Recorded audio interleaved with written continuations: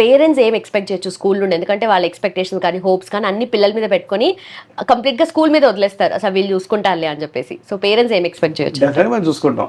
వాళ్ళు ఏదైతే ఆశిస్తున్నారో పిల్లల యొక్క, అంటే ఏ పేరెంట్ అని ఏం కోరుకుంటారండి, పిల్లలు సమర్థులు కావాలని కోరుకుంటారు. సరే, ర్యాంకులు రావడం అనేది ఒక కాంపిటేటివ్ ఎగ్జామ్లో ర్యాంకులు రావడం అనేది ఒక ప్రాసెస్, ఒక భాగం. రైట్. కానీ పిల్లలు అసమర్థులు కావాలని ఏ పేరెంట్ కోరుకోడు.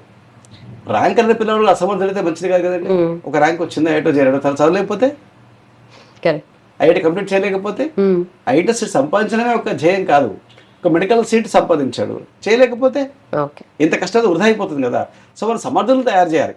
వెదర్ మనకి ఎంట్రన్స్ సీట్లు తెచ్చుకుంటారు పిల్లలు, దాని ద్వారా సంస్థలో ఈ కోచింగ్ ఇచ్చే సామర్థ్యం ఉందని బయట తెలుస్తుంది. కానీ ఓవరాల్గా పేరెంట్ ఏం ఆశిస్తాడు, తన పిల్లవాడు సమర్థుడు కావాలని ఆశిస్తాడు.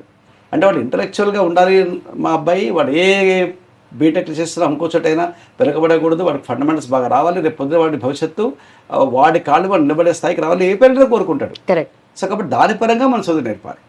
కాబట్టి ఆ పిల్లలను సమర్థం చేసే విషయంలో ఆ స్కూల్ దగ్గర నుంచి కాలేజ్ దాకా ఆహారము, మా టీచర్లు, మా లెక్చరర్లు, మా ఫ్యాకల్టీ అంతా నిమగ్నమై పనిచేస్తారు.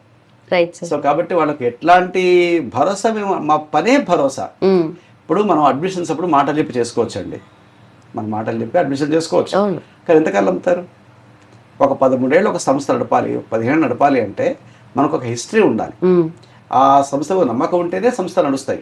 సో మనం ఆ నమ్మకాన్ని కోల్పోతే పేరెంట్స్ తెలిపారు కదా. కాబట్టి ఒక బాధ్యతగా చేసినప్పుడు తప్పకుండా ఆ భరోసా పేరెంట్స్కి వచ్చేస్తుంది. మన ప్రోగ్రాం నడిపే దాంట్లోనే వాళ్ళ భరోసా వస్తుంది.